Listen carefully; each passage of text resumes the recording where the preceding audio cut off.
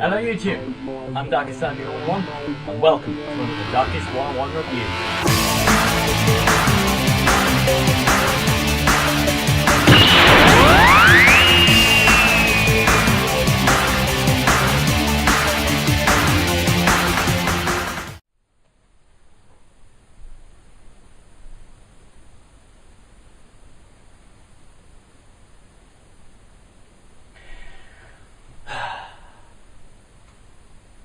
Welcome to my 1 year anniversary review, YouTube. Some of you may have seen my Nightmare Before Christmas review I released for Christmas Day, and I've been curious what it was I received in that mysterious red box one of you so kindly sent to me. The subject for my first anniversary review is something that has made me so unbearably angry. I could not believe a rage existed within me. I mean, my God, this movie was horrible. Absolutely goddamn terrible. And it's not just terrible because it is an adaptation of something near and dear to me. It is terrible because it is just a fucking mess. You want to see what I'm reviewing? You want to see what has elicited such an intense rage within me?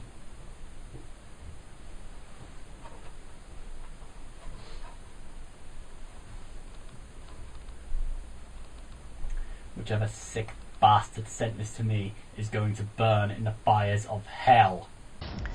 Yes, YouTube, it appears for my special 1 year anniversary review, the powers that be have decreed that our subject should be that ever-loathed film, Dragon Ball Evolution. Speaking as a personal fan of Dragon Ball, Dragon Ball Z and Dragon Ball GT, I can safely say this movie is so full of shit, if it had eyes, they would most likely be brown. Now, it's not like the animes themselves were works of Shakespeare, the dialogue being only one of their numerous drawbacks. But at least it was entertaining. At least the animes gave us likeable characters, an engaging plot. The live-action adaptation holds no faith to the original show whatsoever. It's a good thing then that this movie gives me so much else to destroy it with. Can't believe I'm saying this, but let's review Dragon Ball Evolution.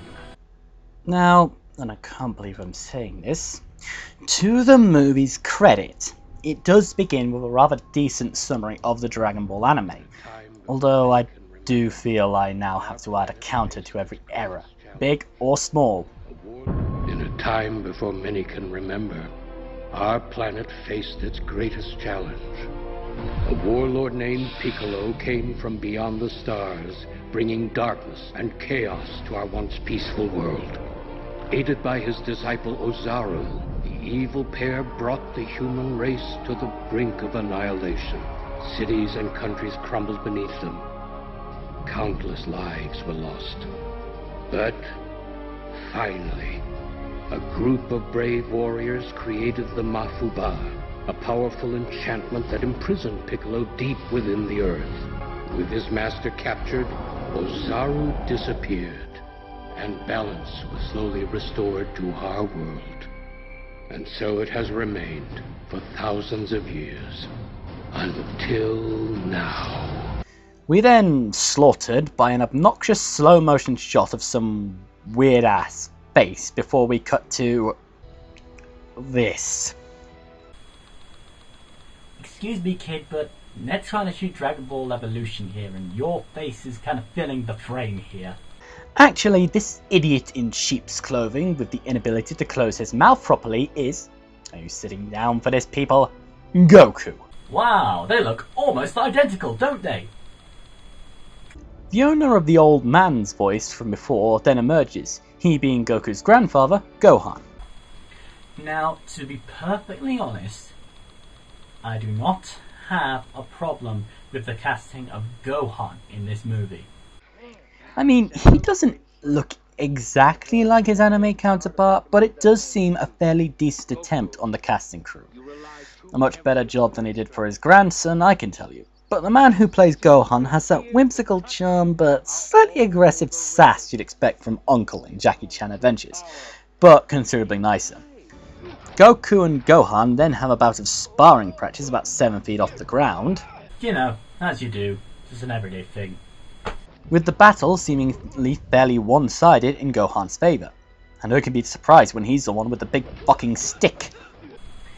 You know, this fight could be over with in a heartbeat if the writers remembered that the power pole, i.e. that big stick right there, can extend to, like, ridiculous lengths.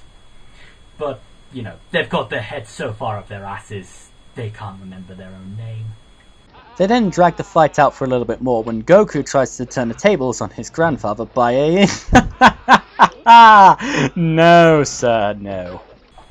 I do not care how fast you are, how strong you are, or how long your grandfather's mouth remains open. You do not slap a bug with enough force that it will not be able to correct its way out of an old guy's open jaw. And why did you have your mouth open that long, Gohan? Why? Gohan then uses an airbending technique. Oh yeah, I forgot to mention, they don't even call ki or energy attacks what they do in the show. They refer to it as airbending. What is this, Avatar? Seriously? They are two completely different things. So, like I was saying, Gohan uses an airbending technique and knocks Goku down. Gohan lectures him on how he uses his external senses too much. Goku, you rely too heavily on your external senses. To see, to hear, to touch are all overrated. Goku then laments to his grandfather how he wishes he could fight off the bullies he has to deal with at school. And not only that, what else does Goku have to worry about? Teach me how to get the girl. He's got good problems.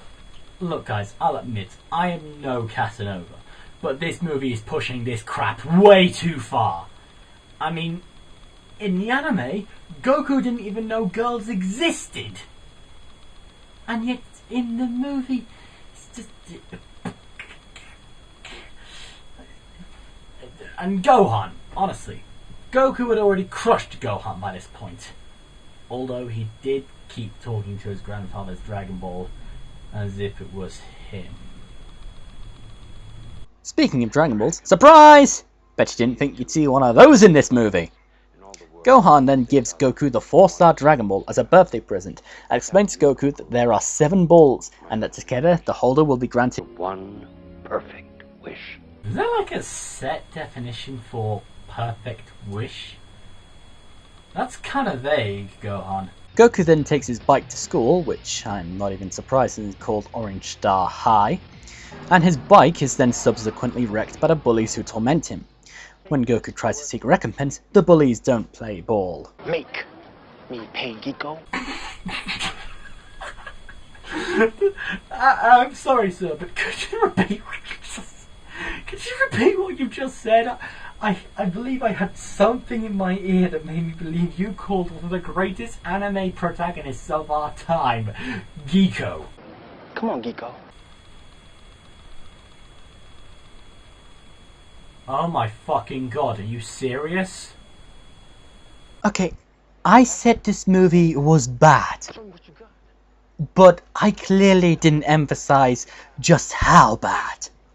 Because they have just jumped the shark, and we're only 7.5 minutes in, and they've already ruined any connection this movie has to Dragon Ball.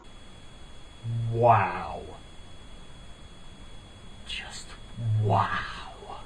We are then taken to a sky fortress. Okay, I hate to stop the review again, and I know that they had this sort of technology in Dragon Ball, in the anime, but you've got to explain this movie. You can't just slap Dragon Ball into a sort of parallel our world, their world mesh. I mean, if you're gonna put it in our world, okay, you can do that. It'll be difficult, but you could try. You could try and put it into our world. It might even be fantastic. Or you could leave it in its own world. Hell, more power to you if that's what you were going for. But don't try and push the two worlds together. They don't mix. They don't mix. Okay? No. Leave them alone. Our world is here. You want to make Dragon Ball in our world? Go for it. Dragon Ball world is here. You want to make Dragon Ball in its own world? Go for it. Even more so. This is the world you have tried to create it. And this is what I would do with that world. I would crush it like the god that I am. So we're taken from the Sky Fortress to see that Piccolo's agent searches through a ruined district for a Dragon Ball. And for those of you who still care, are wondering who this mysterious woman is, this is Mai. You know, Mai. That woman who always sucked up to that blue-skinned freak Emperor Pilaf with that strange half-dog abomination's shoe. Yeah, her. I guess it makes sense those three played such an important role in Dragon Ball. We should only have one of them in this movie. I mean, seriously, movie, it's only because of Emperor Pilaf that Piccolo managed to escape.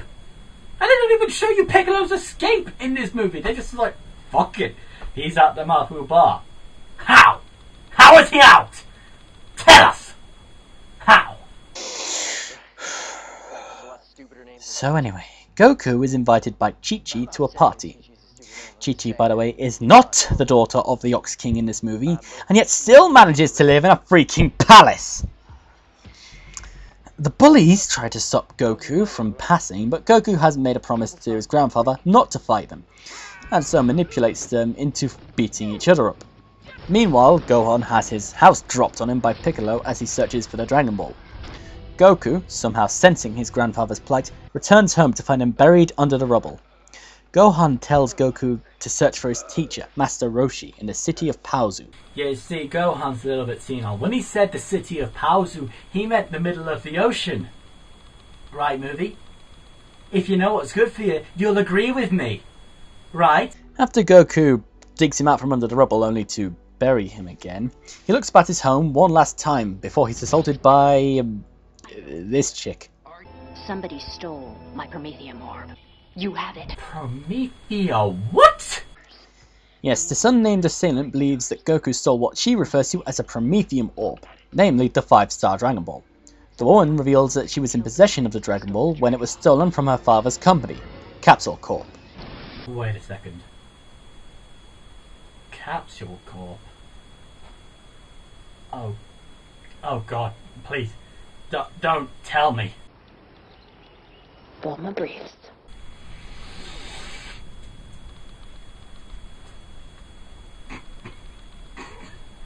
Something has to die.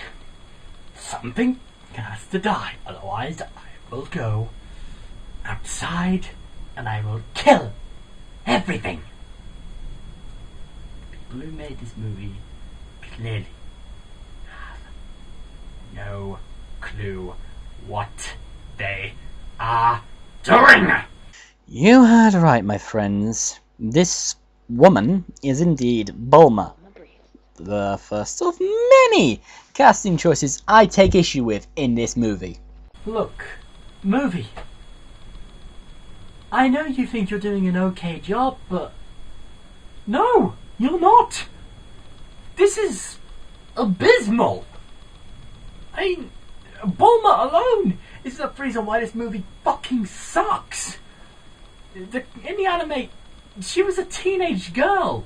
She was collecting the Dragon Balls not because someone stole them, but because she couldn't find a decent enough boyfriend. She was a genius, yeah, but she wasn't a gun-toting, sassy mercenary. She was clever with technology, but not that clever. Fuck's sake, movie. Oh, and her acting? Fuck you if you want us to accept that it's her acting that got her this role. And that little blue highlight in her hair? Fuck you, movie, if you think that's going to make us believe that this bitch is Bulma. So anyway, Bulma reveals she tracked down Goku's Dragon Ball using a device that traces Dragon Ball energy signatures. So this is the Dragon Radar, right? Well, you made a Dragon Ball energy locator? DBE. Catchy name. Fuck you, movie.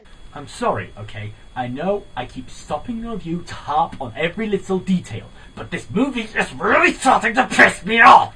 Applied dynamics with a minor and tactical weapon. Goku then agrees to follow Bulma to find the other Dragon Balls if she'll help him find Master Roshi. However, when they get to Paozu, Bulma can't find him anywhere in the directory. Goku, however, senses his presence. Then why did you go with her, Goku? Why? Explain that to me! They then reach, oh my god, that's Kame House. God fucking damn it. And I suppose Master Roshi doesn't even have a giant talking turtle for a pet, does he? Can't just break into someone's house. We're not breaking in. Wonderful. Goku and Bulma enter Kame House and find casting fuck up number 2, Master Roshi. I am Muten Roshi, the Invincible! Goku tells Roshi about Piccolo's return and he agrees to come with them to find more Dragon Balls. In a scene that is somehow surprisingly faithful to the original anime, only plus an extra Roshi, the group end up stuck in the desert, their freedom held in the hands of a roguish bandit named Yamcha, at your service. Oh, I see. You're probably expecting me to make a comment on how this is a poor casting choice. I kind of like it, actually. a kind of sarcastic macho man that tries to be all cool and suave. The only thing that lets Yamcha down here is the dialogue he's been given. Anyway, the group managed to gain Yamcha's aid as they discover they are nearby to another Dragon Ball. Piccolo, however, creates an army of regenerating monsters to prevent them from reaching the Dragon Ball before Mai. That, however, doesn't work out as Goku uses their bodies to cross the lava lake and claim the Dragon Ball. After that, they travel to the temple of Roshi's masters to gain the Mafu Bar to defeat Piccolo. Goku, meanwhile, attempts to master the Kamehameha with a little help from Chi-Chi. Mai, however, disguised as Chi-Chi, sneaks in and steals the Dragon Balls. So Goku and the gang chase after them, Mafu Bar in hand and Goku getting changed in the back. Piccolo begins to use the Dragon Ball's powers to create a castle from the wastelands. As Goku and the others arrive, an eclipse of the sun occurs and Goku transforms into Ozaru, Piccolo's minion. And this is where the bullshit of this movie peaks, and I have to let my inner fanboy loose. Brace yourself for nerd rage. 4 reasons why this entire scenario just pisses me the fuck off. 1. If Goku really was Piccolo's servant, Ozaru, from whenever the fuck Piccolo was first sealed away, wouldn't that make Goku a wizened old prune like his grandfather? 2. If Goku transforms into Great Ape form, or Ozaru in Japanese terms, wouldn't that happen at a full moon rather than an eclipse? 3. Even if it was at a full moon, Goku would need his tail, something he has severely lacked throughout this entire movie. And 4. In Great Ape form, Goku neither recognizes friend nor foe. Why the fuck would he listen to Piccolo? Roshi attempts to seal Piccolo away inside the Mafu Bar, but the container is destroyed and Roshi dies. Goku regains his senses and fights Piccolo using airbending instead of the martial arts Dragon Ball was renowned for. Meanwhile, Bulma and Yamcha axe off Mai as Goku uses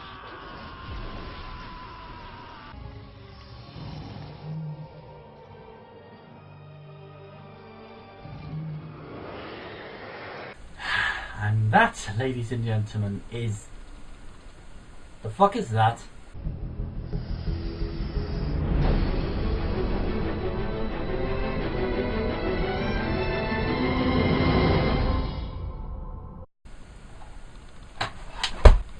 Fuck you, movie! You think just because you leave this movie on a cliffhanger, you will get a sequel?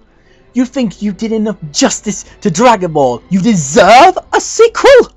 Dragon Ball Evolution would have been a shitty piece of fucking shit movie if it had been related to Dragon Ball or not. It is an abomination to the name. This movie could have been a brilliant opportunity to bring in new fans to the Dragon Ball name. But whoever made this movie fucked all those chances right up the ass. Can't believe I'm actually saying this, as it will forever taint my precious dark rating, but let's see how Dragon Ball Evolution stacks up. Dragon Ball Evolution receives a dark rating of 2 out of 101. Human power has failed before, as it will again!